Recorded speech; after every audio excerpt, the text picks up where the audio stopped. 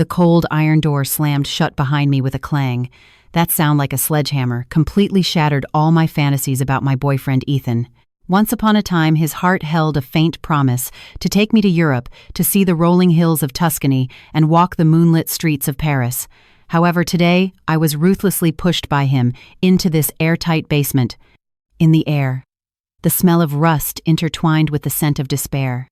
He took my $500,000 and sold me. The man they called the buyer had eyes as sharp as a hawk. He walked towards me step by step, the immense pressure almost suffocating me. Ethan, with trembling hands, pushed a heavy pelican case in front of the man called Mr. Russo. His voice was filled with unrestrained greed. Mr. Russo, $500,000, all cash, he finished, and eagerly took a step back, as if the case were a hot potato. His eyes darted around, never daring to look at me. And I, like a piece of merchandise with a clear price tag, stood in the basement of this strange country, feeling cold all over, my heart colder than the concrete floor. 3 days ago, Ethan held me tightly, gently painting the blueprint of our future. "Babe, I landed a massive deal at the firm. The partners are giving me a bonus, a trip for 2 anywhere in Europe. I want to take you to see the most beautiful sunset in the world," he said affectionately. I was immersed in the sweet lies he wove, and without hesitation, I quit my job. Full of anticipation, I followed him and boarded the flight to Lisbon. After the plane landed, he said with a sincere face, "I need to handle the travel documents and hotel confirmations." Then he took my passport and ID. I had no suspicion at the time until he brought me to this remote villa outside the city, until the heavy iron door closed behind me, until the fierce-looking Mr. Russo appeared. Only then did I wake up as if from a dream. This so-called romantic journey, its destination, was actually hell. I looked at Ethan. That face that I was once so infatuated with now only felt strange and ugly. My voice was dry and hoarse. I used all my strength to ask Ethan why. He finally looked up at me. His eyes held not a trace of guilt, only impatient annoyance. "Ava, don't blame me. Blame yourself for being broke and easy to fool. I need a lot of money. You can't give it to me, but someone can." His words were like a poisoned knife, stabbed fiercely into my heart. It turned out that our 3 years together, in his eyes, was just a transaction that could be cashed in at any time. Ethan nodded and bowed, his face full of a fawning smile. He said to Mr. Russo, "Mr. Russo, you've inspected the asset. I've received the payment, so I'll be on my way." Mr. Russo ignored him. Those eyes that seemed to freeze one's soul were locked on me. He was tall, dressed in a well-tailored black suit. His demeanor was calm yet dangerous. He slowly circled me, as if examining the quality of an item. That gaze made me feel a wave of humiliating trembling. My hands were bound with zip ties behind my back, and my mouth was sealed with duct tape. I could only glare at Ethan, with eyes full of hatred. This man I had loved for 3 years, and even started planning a future with, had personally pushed me into the abyss. Mr. Russo walked up to me, reached out a hand wearing a leather glove, and roughly lifted my chin.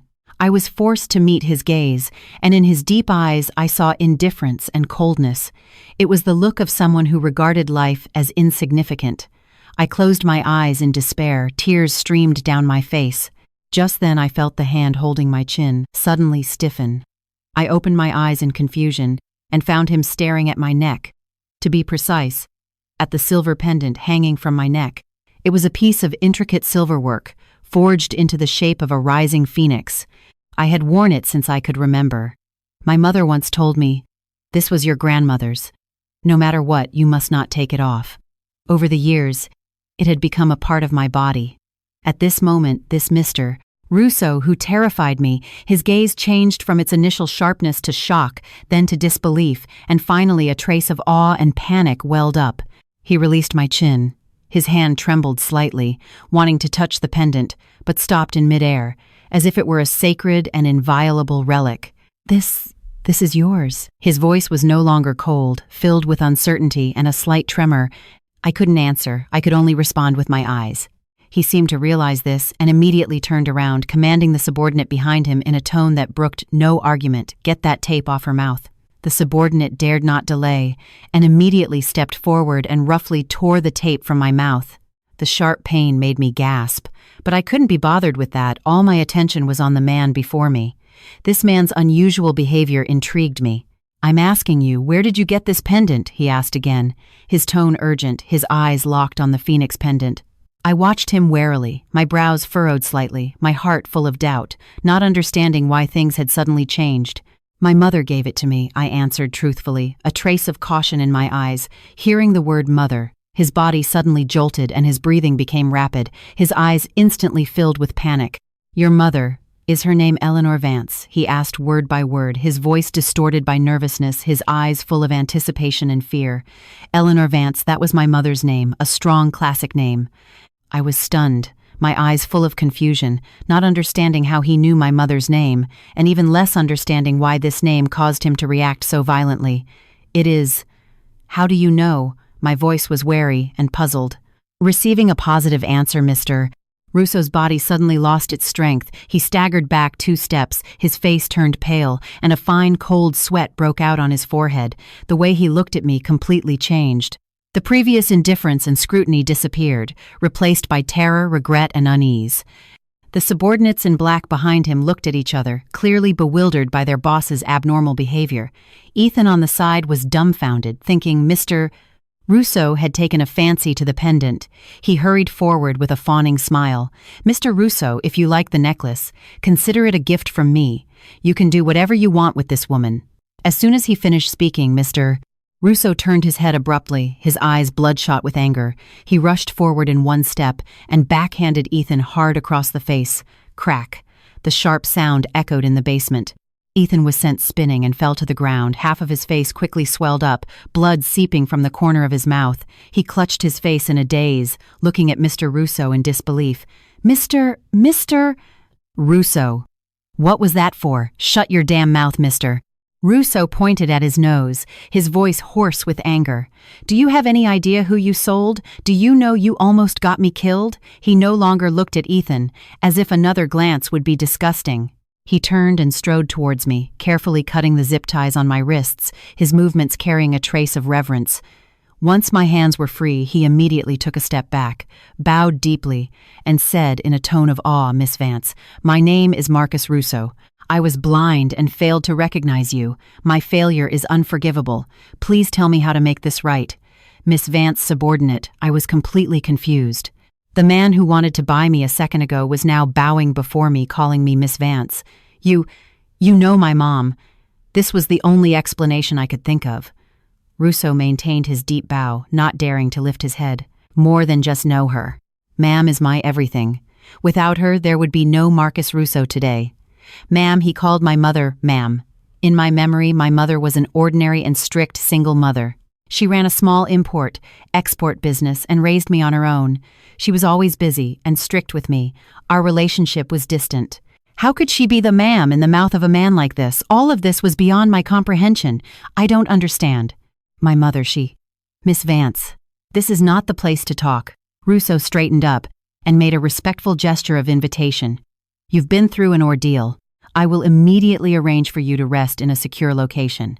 As for this worthless piece of trash," his gaze shifted to the still dazed Ethan, his eyes once again turning cold and ruthless. "Mr.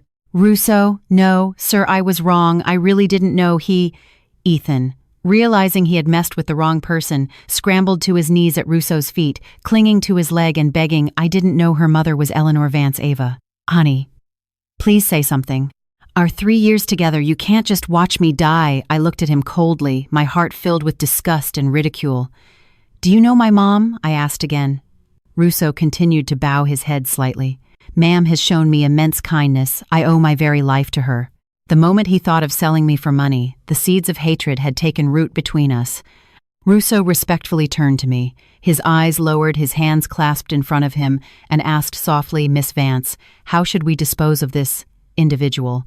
At that moment, a sense of power I had never felt before landed heavily in my hands. I looked at Ethan. He was a mess of tears and snot, his eyes filled with terror. I took a deep breath, trying to steady my trembling voice. "I don't want to see him again." Russo understood and nodded slightly, giving a look to the subordinates behind him. 2 subordinates quickly stepped forward and dragged Ethan up like a sack of garbage. Ethan struggled and cursed. "No, Ava, you venomous bitch, I was blind to have fallen for you. You'll get what's coming to you." I ignored him, only feeling a wave of exhaustion wash over me. My legs felt weak. Russo escorted me out of that suffocating basement. The sunlight outside was blinding. I raised my hand to block it. He quickly walked to a luxurious black sedan, opened the car door, and bowed slightly. "Miss Vance, please." I got into the car, and the car drove away from the villa smoothly. I hesitated for a long time and finally spoke up. "Mr. Russo, can you tell me what's going on? Who is my mother, really?" Russo looked at me through the rearview mirror, his eyes filled with reverence. "Miss Vance, it's not my place to discuss Ma'am's affairs. What you've seen is just the tip of the iceberg. The business empire Ma'am has built is beyond your imagination. This Phoenix pendant is the only sigil of Ma'am's direct heir. Seeing the pendant is like seeing Ma'am in person. A business empire." My mind was in a whirl. The mother who reminded me to eat my vegetables and study for my SATs was the creator of a vast business empire. How was that possible? The car stopped in front of a heavily guarded estate. This was a world away from the apartment I used to live in. Soaring walls, a closed wrought iron gate, and a row of security personnel in black suits standing at the entrance. Their expressions were stern, their eyes warily scanning the surroundings. When they saw Russo's car, the iron gate slowly opened, and we drove in smoothly. The estate was the epitome of luxury. A huge fountain sprayed water in the circular driveway. The lawns were perfectly manicured, and there was a white castle-like mansion. Russo led me to an elegant guest suite. The room was large, and through the floor-to-ceiling windows I could overlook the grounds. He said respectfully, "Miss Vance, please rest first. A change of clothes has been prepared. I have already informed Ma'am of your safety. She will be here as soon as possible." I nodded, my thoughts still in chaos. After he left, I walked to the full-length mirror, looking at the pale-faced, terrified reflection of myself. I subconsciously touched the Phoenix pendant on my neck. It felt a little warm. What secret was hidden within it? What kind of person was my mother? Eleanor Vance. I took a hot shower and changed into a silk nightgown. My mood calmed down a bit. I lay in bed. The past 22 years of my life flashed through my mind like a movie. In my memory, my mother was a strong woman. She had divorced my father early on and raised me on her own. She opened an import-export company. The business was neither big nor small, enough to provide us with a comfortable life. She was always busy, often on business trips for weeks at a time. She was strict with my upbringing, with clear requirements for my studies and life. She rarely smiled at me, nor did she offer easy praise. I used to think she didn't love me, so when Ethan appeared, his care and sweet words easily captured my heart. I thought I had found a support, but I didn't expect it to be a trap. Thinking back now, there were always some unexplainable details in my life. For example, our family wasn't wealthy, but I always attended top private schools, and whenever I encountered trouble, it would always be mysteriously resolved the next day. Also, although my mother was strict, she gave me a lot of freedom, never interfering with my friendships and relationships, as if she was certain I wouldn't get hurt. Could it be that all of this was under her control? Then my being deceived and sold abroad by Ethan, did she know about that too? This thought sent a chill down my spine. Just as my mind was racing, there was a knock on the door. A maid came in and said respectfully, "Miss Vance, Ma'am has arrived. Mr. Russo asks you to come to the study. He says there are some follow-up matters regarding Ethan that he needs to report to you." The name Ethan was like a sharp needle, stabbing my nerves again. I slowly put on a coat and followed the maid to the study. Russo stood in front of a huge mahogany desk. When he saw me come in, he immediately strode forward to greet me, "Miss Vance." He handed over a tablet. "This is the preliminary investigation result on Ethan Wright." I took the tablet, and Ethan's detailed information was displayed on the screen, far more detailed than what I knew. It turned out he was not a top university graduate. His degree from Columbia was forged. He was also not a project manager at a hedge fund, but a complete fraud. His approaching me was a carefully planned scam from the very beginning. Behind him, there was a syndicate specializing in pig-butchering romance scams. And his so-called dying ex-girlfriend was not seriously ill at all. He had incurred a huge gambling debt, and she was being held by his creditors. The $500,000 I was sold for was to pay them back. At the end of the file was a video. The background of the video looked like that cold basement. Ethan was tied to a chair, his face full of terror. He begged and pleaded and revealed everything. It turned out it was his creditor's idea to have him find a girl from a simple family and trick her into being sold abroad, and I became the perfect target. I watched his ugly face in the video, and my stomach churned. I turned off the video and handed the tablet back to Russo. "Where is he now?" I asked coldly. A cold glint flashed in Russo's eyes. He said calmly, "As you instructed, you don't want to see him again. I have had my men take care of it. I guarantee he will disappear from this world completely. No one will know he ever existed." He spoke casually, but it sent a shiver down my spine. Is this my mother's world? A single sentence can decide a person's life or death. Although I hated Ethan to the bone, hearing that he might be dead, a complicated emotion still welled up in my heart. "Miss Vance, do you think this is too merciful?" Russo misunderstood my silence. "If you are not satisfied, I have 100 ways to make him regret ever being born." No need," I shook my head. "Let it be.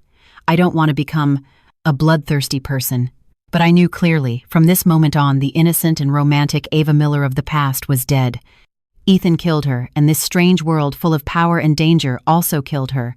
Russo looked at me, with a hint of approval in his eyes. "Miss Vance, you are very much like Ma'am, as decisive and as merciful." Like my mother, I gave a bitter smile. If she were truly merciful, how could she have built an empire that Russo was loyal to? I waited at the estate for 2 days. During these 2 days, Russo took meticulous care of me. My food, clothing, and accommodation were all of the highest standard. He thought to use this way to make up for his previous mistake. He also revealed some things about my mother in bits and pieces. It turned out my mother, Eleanor Vance, was not the owner of a small import-export company. Her true identity was the head of Vance Industries, a vast multinational conglomerate. The group's business spanned the globe, involving finance, technology, energy, and many other fields, many of which operated in the gray areas of the law. And Marcus Russo was the highest person in charge of the group's European operations. He said my mother had built her empire from scratch in her youth. The process was bloody and full of storms, and she had made countless enemies. Therefore, she had taken strict protective measures. For me, her only daughter, Ma'am always hoped that you could live a simple and happy life like an ordinary girl, away from disputes and dangers, Russo sighed. So she hid everything and deliberately distanced herself from you for fear that you would have any connection with this world. I didn't expect you to still get hurt. His words solved the mystery that had been in my heart for years. I always thought my mother didn't love me. It turned out she was protecting me in a way I didn't understand. My heart was filled with mixed feelings. There was gratitude, sorrow, and also resentment. Why didn't she tell me sooner? If I had known earlier, perhaps I wouldn't have been deceived by Ethan's facade. On the afternoon of the 3rd day, a huge roar came from the sky above the estate. I walked to the floor-to-ceiling window and saw a black helicopter slowly landing on the central helipad of the estate. Russo's expression turned serious. He said to me, "Miss Vance, it's Ma'am." My heart leaped into my throat. I didn't know what kind of mood. To have to face this mother who was both familiar and strange, nervousness, anticipation, and a trace of indescribable fear intertwined in my heart. The helicopter's propellers slowed, whipping up a huge airflow. The grass clippings on the lawn were blown everywhere. The cabin door opened, and a figure in a black trench coat slowly walked down from the plane. She wore large sunglasses, covering half of her face, even from a distance. That powerful aura made me feel a sense of suffocation. She didn't come alone. Behind her were 2 rows of bodyguards in black suits. Their presence was intimidating. She took off her sunglasses, and the face I had been familiar with for 22 years was revealed. Still beautiful and cold, but at this moment there was no expression on her face. Her eyes were as sharp as a knife, as if they could pierce a person's heart. This was my mother, Eleanor Vance. She was no longer the ordinary mother in my memory who would cook for me and scold me for a bad grade. She was like a queen who had descended upon the world. Every step was steady and powerful. Everyone bowed their heads to her, and Russo was no exception. She walked up to Russo and paused for a moment, giving him a cold glance. Just that one glance made Russo, who held sway in the European underworld, instantly break out in a cold sweat, and his bow became even lower. "Ma'am, Russo stammered. "Dereliction of duty," Eleanor uttered 3 words. Her voice was not loud, but it carried the weight of 1,000 pounds. Russo's body trembled, and he dared not say another word. Then her gaze turned to me. That scrutinizing and strange look made me feel like a prisoner awaiting their verdict. "Follow me." She dropped those words and walked straight towards the main house. I hesitated for a moment, but still followed. We walked one after the other down the long corridor. Neither of us spoke. The atmosphere was so oppressive it was suffocating. She led me to the study, the same one where Russo had reported to me before. She sat behind the huge mahogany desk, her hands crossed on the table, quietly looking at me. Under her powerful aura, I felt as small as an ant. "Sit," she pointed to the chair opposite. I sat down at once, my body tense. "Russo has told me everything that happened." Her tone was calm, with no discernible emotion. "You handled it well. You didn't fall apart. You have my strength." I felt a little perplexed. Was that a compliment? But I didn't know how to respond. She suddenly asked, "Do you hate me for hiding this from you for so many years?" I looked up and met her gaze, and I saw a trace of fatigue hidden in the depths of her eyes, and a complex emotion. "I don't know," I answered honestly. "I need time to process all of this." She didn't seem surprised by my answer, and nodded. "From today on, you don't need to know any more. I will arrange for you to go abroad, to a place where no one knows you. I will give you enough money to last 10 lifetimes so you can continue to live the simple life you want." Her tone was flat, as if she were arranging a trivial matter. My heart sank. I almost blurted out, "What if I don't want to?" This sentence made a look of surprise appear on Eleanor's face for the first time. She re-examined me, as if she were seeing her daughter for the first time. "You don't want to?" Eleanor's brows furrowed slightly. A flicker of an emotion I couldn't decipher passed through her sharp eyes. "Do you know what my world means? It means you will never have a peaceful night's sleep again. It means you could be surrounded by betrayal and danger at any time. Do you think what happened this time was just an accident, Ava? You are too naive." There was a hint of mockery in her voice, as if she were laughing at my overconfidence. These words, far from making me back down, instead stirred up the stubbornness in my bones. I stood up, speaking with some agitation. "I know. It's because I was too naive, that I almost died abroad. It's because I knew nothing about this world, that I took a con man. As my true love, you protected me too well, so well that I was like a useless flower raised in a greenhouse.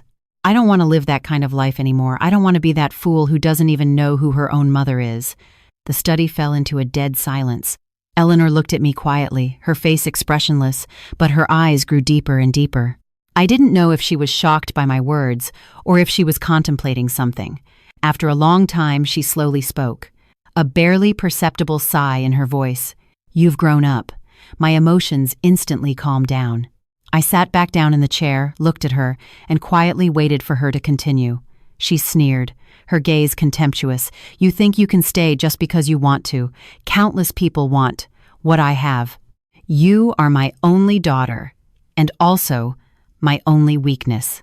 From the day your identity was exposed, it was destined that you would become a target. Your staying will only be a liability to me." The word liability stung me like a needle. I clenched my fists, my nails digging deep into my palms. My gaze was firm, and I said word by word, "I will prove I am not a liability. I will learn everything so you can see that I am not only your daughter, but can also become your asset, your strength." This was the first time I had so clearly understood what I wanted. I didn't want to passively accept arrangements anymore. I wanted to control my own destiny. Eleanor looked at me, her eyes complex and unreadable. After a long time, a faint, imperceptible smile touched the corners of her mouth. "Good. Very good." She nodded. "Since you chose this path, you have to bear the consequences. Starting tomorrow, your education begins." "Education," I looked at her with a puzzled face. "That's right." Her eyes instantly turned sharp. "A qualified successor has to learn much more than you can imagine. Finance law, management, Krav Maga marksmanship, and also how to read people." Her words opened a door to a new world for me. This world was full of challenges and dangers, but it also made my blood boil with excitement. "I'm ready," I responded without hesitation. Eleanor nodded with satisfaction. She got up and walked to the floor-to-ceiling window. With her back to me, she looked out at the estate. She suddenly asked, "Do you think a lowlife like Ethan could get close to you so easily and trick you into going abroad?" I was taken aback then, realized. Yes, according to Russo, my mother's protection of me was very strict. How could a con man like Ethan break through the multiple layers of security unless... "There's a mole among us," I blurted out. Eleanor turned around, a look of approval in her eyes. Not entirely clueless, her tone was flat, but it sent a chill down my spine.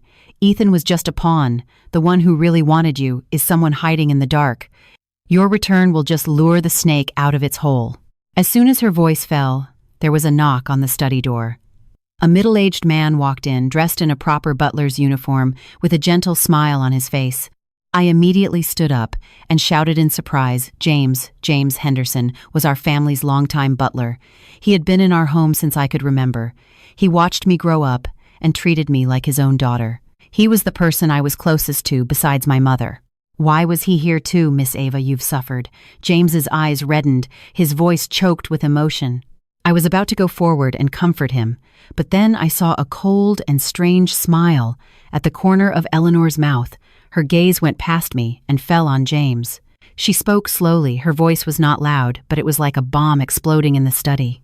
"James, tell me, how should I deal with you, a traitor who has fed from the Vance family for 20 years? As Eleanor's words fell, the air in the study seemed to freeze in an instant.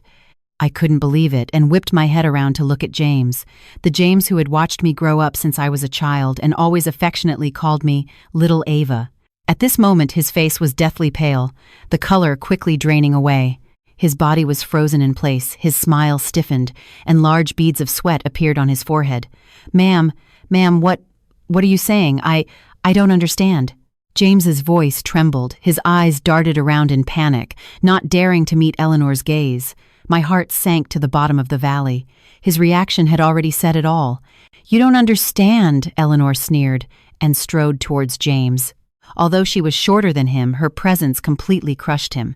"Let me remind you, the security personnel around Ava were all your appointments. Every time she went on a date with Ethan, the security was pulled away by you for some reason. A few days before she went abroad, you frequently contacted an overseas number belonging to the Donovan family.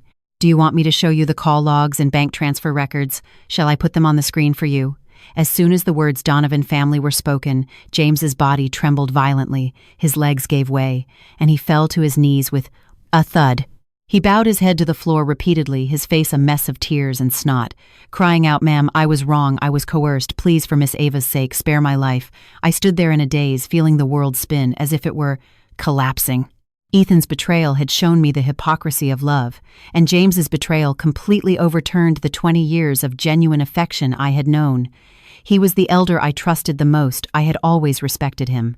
I couldn't accept that the James who had once snuck me cookies and comforted me when my mother scolded me had turned out to be the mole who wanted me dead. My voice trembled with emotion. I stepped forward and questioned him. "Why did you do this? My mother has treated you like family." James raised his face, which was covered in tears and fear, his eyes full of guilt and remorse. He cried, "Miss Ava, I'm sorry I've wronged you. It was the Donovans. They took my grandson, my only grandson. They forced me to do this. I really had no choice. The Donovan family again. This name was like a poisoned thorn, stabbed fiercely into my heart."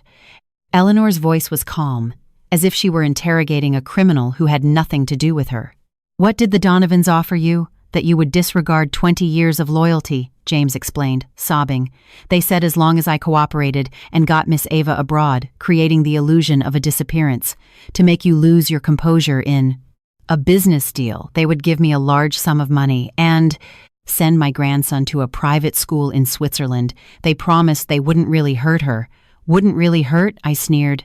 "Selling me to a place like that. Is that what you call not hurting? If it weren't for the phoenix pendant on my neck, if it weren't for the fact that Russo happened to recognize this sigil, what would have become of me? I dared not think." Eleanor coldly uttered one word, "Foolish." "Do you think the Donovans would keep their promise after they used you this pawn? They would have eliminated both you and your grandson. No loose ends." James's body stiffened, a look of despair on his face. Clearly he had never considered this possibility. I looked at James, who was kneeling on the ground, like a stray dog. The sympathy in my heart had disappeared. "Betrayal is betrayal," I sneered inwardly. "No reason can be an excuse." Eleanor no longer looked at James but turned to me, her gaze firm, and asked, "Ava, I'll ask you one more time. Do you still want to stay? This is the world you will face. The people closest to you could stab you in the back at any time." I took a deep breath and met her gaze, my eyes incomparably resolute. "Yes. Not only do I want to stay, I want to make the Donovan family pay the price." Hearing my answer, a gratified smile appeared at the corners of Eleanor's mouth. "Good," she nodded lightly. Then she instructed the bodyguards at the door, "Take him away and deal with him according to the rules. Also rescue his grandson from the Donovans unharmed. Send him away. Don't let them ever appear before us again in this lifetime." The bodyguards immediately stepped forward and dragged the limp James out. I understood my mother was using a cruel method to teach me a lesson about betrayal and human nature. She was also telling me in her own way that even when facing enemies, she had her own principles and bottom line. Only the two of us, mother and daughter, were left in the study. Eleanor walked to the bar cabinet and poured 2 glasses of whiskey, handing one of them to me. "The Donovans have been our family's mortal enemy for decades." She took a sip and said slowly, "Their patriarch, Liam Donovan, is ruthless and cruel and will stop at nothing to achieve his goals. We have been fighting openly and secretly for years, with both wins and losses. I have always protected you well, so he couldn't find an opportunity to strike. I never expected that after all the precautions." The enemy was inside the house. There was a hint of weariness in her tone. I could feel that James's betrayal had hit her hard. "Why are they targeting me?" I couldn't help but ask. "Because you were once my weakness," Eleanor looked at me, her eyes complex. "They thought that by controlling you, they could threaten me and gain an advantage in our business competition. Unfortunately, they miscalculated." She paused, then continued, "They didn't know that forcing you out would awaken a sleeping lioness ahead of schedule." From that day on, my education officially began. My life was scheduled to the minute. Every second was precisely utilized. At 6 a.m., I began 2 hours of high-intensity physical and combat training. My instructor was a taciturn former Special Forces operator. His training methods were simple and brutal. Every move was a fatal blow. After the first day of training, my whole body ached, as if it were about to fall apart. I didn't even have the strength to lift my hand. But I gritted my teeth and didn't make a sound. The morning was for 4 hours of business classes. Eleanor had hired the world's top financial analysts, lawyers, and corporate management consultants to teach me in rotation. They broke down and explained the decades-long development history of Vance Industries and countless classic business cases. A flood of information poured into my brain, making me dizzy. It was only then that I understood that the business empire my mother spoke of was so vast and complex. The afternoon was for learning skills such as marksmanship, defensive driving, and intelligence analysis. In the evening, Eleanor would personally check my learning progress for the day and would also ask all sorts of tricky questions. She was a stricter examiner than any teacher, and no detail could escape her eyes. Days passed one by one, and I, like a sponge, frantically absorbed knowledge that I had never been exposed to. In the past 22 years, the physical fatigue and mental stress were immense, but I felt an unprecedented sense of fulfillment. I could clearly feel myself growing and transforming at a rapid pace. The once naive and weak Ava Miller was being replaced by a stronger, more resilient soul. That evening, after I finished my classes, I dragged my exhausted body back to my room. Just as I was about to rest, Russo suddenly knocked on my door. "Miss Vance." His expression was solemn. "There's movement from the Donovans." My heart tightened. "What did they do?" "They seem to have found out about James's disappearance, and also guessed that you have returned safely. This afternoon we detected an unusually large-scale movement of the Donovan family's funds. At the same time, several of their security firms have also begun to frequently gather manpower." Russo handed me a file. "According to intelligence analysis, they are very likely planning a major operation, and the target is very likely to be you." I took the file and quickly scanned it. It contained an analysis of the Donovans' recent movements and several possible attack plans they might take. I stared at the cold data and text on the document, but instead of feeling any fear, I felt a strange sense of excitement. This was like a test, a final exam of what I had learned during this period. Just then, my phone rang, breaking the silence. It was an unfamiliar number. I hesitated for a moment and pressed the answer button. A voice came from the other end of the line, once so familiar, but now it filled me with a sense of dread. "Ava, it's me." "It's Chloe, my best friend from college. Before I went abroad, I had even had dinner with her, telling her that I was going to Europe with Ethan." Why did she suddenly call me from an unfamiliar number? "Chloe, what's wrong? You don't sound right." I keenly heard the sob and fear in her voice. Ava, help me, they took me, they said they're from the Donovan family, they said, they want you to come alone to the abandoned warehouse by the waterfront. Otherwise they'll kill me. There was a burst of noise on the phone, and then the call was cut off. My head buzzed and went blank. The Donovans, they had actually gone after the people around me. They knew Chloe was my best friend, so they caught her to threaten me. Miss Vance, what's wrong? Russo saw my face change and quickly asked. I told him what had happened. Russo's face instantly darkened. This is a trap. Miss Vance, you must not go. They just want to lure you out. I have sent people to investigate. We will be able to find Miss Davis's whereabouts soon. There's no time, I interrupted him, my voice trembling with anger and anxiety. They asked me to go alone. If they find out there's anyone else, they will definitely hurt Chloe. Chloe was innocently dragged into this. She was one of the few people in this world who genuinely treated me as a friend. I absolutely could not let her get hurt because of me. But Miss Vance, this is too dangerous. Russo tried his best to dissuade me. I know it's a trap. I took a deep breath, trying to calm myself down, but I have to jump into this trap. Marcus, help me prepare immediately. I'm going to the warehouse. Also, gather all the manpower you can mobilize. As soon as I enter, immediately surround the place. Don't let a single person escape. Russo looked at me, and in my determined eyes, he seemed to see the shadow of Eleanor Vance. It was the aura of a strategist, calm in the face of danger. He no longer tried to dissuade me, and turned to carry out my orders. I changed into a black tactical suit that was easy to move in, and tied my hair up high. I looked in the mirror. The reflection of myself was so unfamiliar. Her eyes were sharp, her expression was cold, and she exuded an aura that warned people to stay away. I took a small pistol from the drawer. I had practiced with it thousands of times this past month. I skillfully checked the magazine, loaded it, and then tucked the gun into a holster at the small of my back. Donovan family, Liam Donovan, since you have taken the initiative to start a war, then be prepared to bear my wrath. The night was as black as ink. The abandoned warehouse by the waterfront was like a giant beast lurking in the darkness, exuding an aura of danger and decay. I drove a plain black sedan alone, slowly heading towards this death trap. As requested by the Donovans, I did not bring my phone, nor did I have any communication devices on me. But what they didn't know was that there was a grain of rice-sized positioning and eavesdropping device on the button of my jacket. This was a top-of-the-line technology product from Vance Industries that would allow Russo and the others to know my movements in real time. The car stopped in front of the warehouse. 2 burly men came forward and roughly dragged me out of the car and searched me. They confiscated my car keys, and after confirming that I had nothing else on me, they pushed me into the warehouse. The warehouse was empty and dilapidated, the air filled with the smell of salt water and dust. In the center of the warehouse, Chloe was tied to a chair, her mouth was sealed with tape, and there were tear stains on her face. When she saw me, she shook her head desperately, her eyes full of fear and despair. Beside her stood a middle-aged man in his 52nd. He was wearing an expensive suit and was playing with a gold coin in his hand. A cold smile hung on his face. Although it was our first time meeting, I immediately guessed his identity. The head of the Donovan family, Liam Donovan. Besides him, there were also a dozen or so henchmen with weapons, surrounding the place.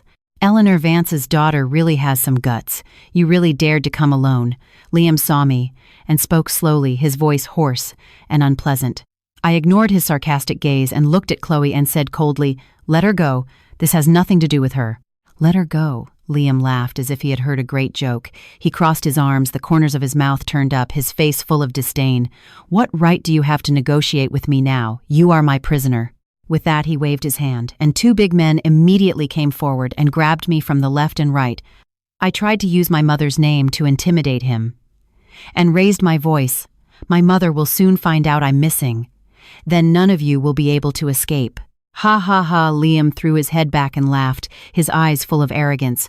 "You think I'm afraid of that bitch Eleanor I caught you today, to let her taste the pain of losing her daughter? I want her to know. What happens when you cross me, Liam Donovan?" His eyes were venomous and crazed, his hands clenched into fists, his knuckles turning white. It was she who ruined my family back then. Today I will make her pay in blood. It turned out there was such a deep hatred between them. A thought flashed through my mind, and I suddenly remembered a case from a business class. More than 10 years ago, during the early expansion of Vance Industries, they had used ruthless methods to crush a rising family business in a hostile takeover. The head of the company eventually went bankrupt and took his own life. Could that family be the Donovans? As I was thinking, Liam had already walked up to me. He reached out to pinch my face. "You are indeed quite a beauty, just like your mother, a viper in silk." His words were full of insult. My eyes turned cold. Just as his hand was about to touch me, I suddenly turned sideways and slammed my elbow into the ribs of the man behind me. The man grunted in pain, and the grip on his hand loosened. I seized the opportunity, ducked my body, and broke free from the other man's restraint, and smoothly drew the pistol from my back. The movements were as fluid as water and as fast as lightning. By the time they reacted, the dark muzzle of the gun was already pressed against Liam Donovan's temple. I shouted, "Nobody move, or I'll shoot him." The surrounding thugs were stunned, not expecting this seemingly weak girl to be carrying a gun and to be so skilled. They all raised their weapons and pointed them at me, but they were afraid of hitting their boss and didn't dare to act rashly. Liam's face changed, clearly not expecting this turn of events. But he quickly calmed down, spread his hands, and said provocatively, "Little girl, you think you can walk out of here with just a gun? Go ahead and shoot. Even if you shoot me, you won't leave here alive." I held the gun steady, my voice firm. "I don't know if I'll live or not, but I know that before I die, you will definitely be going down with me." The training I had undergone had made my mental fortitude incredibly strong. We were in a stalemate. The atmosphere was extremely tense. Liam gritted his teeth and asked, "What do you want?" I said coldly. "It's simple. Have them release my friend, prepare a car for us, and let us leave safely. Once we're clear, I'll let you go." Liam roared, "In your dreams." At that moment, the sound of multiple car engines and screeching brakes came from outside the warehouse. Immediately after, the warehouse's doors and windows were illuminated by tactical flashlights. Russo's voice came through a megaphone ringing out over the area. "Listen up, everyone inside. You are surrounded. Drop your weapons immediately and release the hostage. This is your only warning." Liam's face instantly turned ashen. He knew he had been tricked.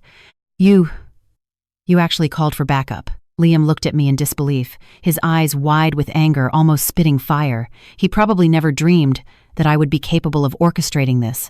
I looked at him coldly, a mocking smile playing on my lips. "The people outside are my mother's people." "Liam, did you think you were the only one who could set a trap?" Liam's face turned from green to white. He knew he was completely finished today. His carefully planned kidnapping, which was intended to break Eleanor Vance's psychological defense, had instead become the battle that made a name for me. Outside the warehouse, Russo's men began their assault. The sound of flashbangs and ramming doors was incessant. Liam's men were in disarray, their morale collapsing. They were just a disorganized mob to begin with, and they were no match for the well-equipped and well-trained security forces of Vance Industries. I pressed the gun to Liam's head and said word by word, "Liam, you have already lost. Tell your men to release my friend, otherwise we all die together today." I glared at him, pressing the gun against Liam's temple, my finger tight on the trigger, my breathing growing heavier, my knuckles turning white. Under the threat of death, the madness in Liam's eyes gradually faded, replaced by a trace of fear. No matter how ruthless he was still a person who was afraid of death. Let her go. He managed to squeeze out a few words from between his teeth, his voice trembling slightly. His men didn't dare to delay and immediately went forward and untied the ropes on Chloe and tore the tape from her mouth. "Ava." As soon as Chloe was free, she ran towards me crying. Her steps were staggering, her body still trembling. I protected her with one hand, my other hand still holding the gun tightly against Liam's head. "Don't be afraid, I'll get you out," I comforted her softly, my voice calm and firm. Just then, with a loud bang, the warehouse's main gate was rammed open by an armored truck. Russo led a team of fully armed men and rushed in. Seeing the scene inside the warehouse, everyone was stunned. They probably didn't expect that I would have single-handedly taken control of the entire situation. After a brief moment of shock, Russo immediately reacted. "Secure the scene." At his command, his men moved quickly and subdued Liam's men one by one. Liam watched as his men were taken down, a look of complete despair on his face. He knew the Donovan family was finished. I held Liam at gunpoint, and with Chloe I walked out step by step. Every step was incredibly steady. The city lights shone on me again, but I felt like I had just walked through hell and been reborn. Rousseau walked up to me, his eyes filled with admiration and relief. "Miss Vance, are you all right?" he asked with concern. I shook my head and handed him the gun. "Take care of it." I looked at Liam, who was being held down by the security team, and said coldly, "For those who betray me, I can give them a quick end. But for those who harm the people I care about, I will never be merciful." Hearing my words, Liam struggled frantically, cursing venomously. "Ava, you venomous bitch! You'll get what's coming to you. I'll see you in hell," he stared with wide eyes, his face twisted. I didn't spare him another glance, and directly took the shaken Chloe into Rousseau's car. The car drove away from this abandoned warehouse, and also drove away from that part of my past that I couldn't bear to remember. On the way back, Chloe held my hand tightly, her body still trembling slightly. I could feel her fear, and I comforted her softly. "Chloe, don't be afraid. It's all over now." She looked up at me, her eyes filled with unfamiliarity and confusion. "Ava, who are you? Why do you have a gun? Who are those people?" I looked at her and knew I could no longer hide it from her. "Chloe, I'm sorry. There are many things I didn't tell you." I took a deep breath and briefly told her about my family background and everything that had happened recently. After she heard everything, she didn't speak for a long time, just looking at me with an extremely complicated expression. I knew. Our worlds had become different from this moment on. We might never be able to go back to the way we were. When we returned to the estate, Eleanor was already waiting at the door. When she saw me return safely, a rare expression of relief appeared on her perpetually icy face. Although it was fleeting, I still caught it. "Well done," she walked up to me and patted my shoulder. "Much better than I expected." This was the first time she had praised me so directly. My nose tingled, and my eyes felt a little hot. The grievances, pressure, and fear of this period seemed to have found a release at this moment, but I held back. I didn't want to show any weakness in front of her again. "I told you I wouldn't be a liability," I looked at her and said solemnly. She looked at me, a gratified light shining in her eyes. The two of us, mother and daughter, after experiencing this life-and-death ordeal, the barrier between our hearts seemed to be slowly melting away. The downfall of the Donovan family was even swifter than I had anticipated. The day after I returned from the warehouse, Vance Industries launched an all-out devastating attack on all of the Donovan family's overt and covert businesses. In the financial market, the Donovan stocks plummeted as soon as the market opened, and countless retail investors and institutions frantically sold off their shares. In business, all of the Donovan family's partners announced the termination of their cooperation overnight, and their businesses that operated in the gray areas were uprooted by a mysterious force. In just 3 short days, the once dominant Donovan family declared bankruptcy and completely withdrew from the stage of history. And Liam Donovan, along with his core subordinates, also disappeared from this world forever. This was the power of Eleanor Vance Thunderous, and leaving no loose ends. After this storm, my life also underwent a tremendous change. Eleanor no longer treated me as a greenhouse flower that needed protection, but began to truly cultivate me as her successor. She started taking me to high-level board meetings and let me participate in core project decisions. "Look here," she taught me personally, her finger lightly touching a data report. "When analyzing financials, you must grasp the key performance indicators," she said, circling the key points with a pen. When facing cunning business magnates, she patiently taught me, "During negotiations, your gaze must be firm and your tone must be calm." She demonstrated with a sharp gaze and a voice that was neither servile nor overbearing. Balancing the interests of all parties is like walking a tightrope. You must have perfect control. Her expression was serious, her hands making a balancing motion. I was like refined iron thrown into a furnace, forged by her 1,000 times, becoming increasingly tough and sharp. I was no longer the love-struck fool deceived by a man's sweet words, nor was I the weak girl who panicked in the face of danger. I learned to think calmly and solve problems decisively. My gaze also became more and more like hers, calm and sharp, exuding a power that brooked no challenge. My relationship with Chloe had a subtle change. After the kidnapping, her eyes held both gratitude and awe when she looked at me. An insurmountable distance had grown between us. Eleanor gave her a large sum of money and said, "Go abroad, start a new life." Chloe's eyes reddened, and she nodded silently. I understood that this was the best protection for her, and also the best ending for our friendship. We might not be able to talk about everything like we used to, but I will cherish this friendship. A year later, at the Vance Industries annual shareholders meeting, Eleanor stood on the stage, her gaze sweeping across the audience, and solemnly announced, "I declare Ava Vance will be the sole heir to the corporation and will serve as Executive Vice President from this day forward." I walked onto the podium. Thousands of pairs of eyes in the audience were fixed on me, but I felt no trace of nervousness. I looked at my mother in the front row. She was looking at me with a proud and gratified gaze. We smiled at each other. No words were needed. I picked up the microphone. My voice was steady and powerful. "I will guard this empire with my mother. From this moment on, I will fight alongside my mother to protect the empire she built. My story has just begun. That man named Ethan has been forgotten in a corner of my memory. He was just a stepping stone on my path to becoming stronger. The phoenix pendant on my neck was warm against my skin. It was not just a relic from my grandmother. It witnessed my rebirth and reminded me of the responsibility I shouldered and the queen's path I had to walk.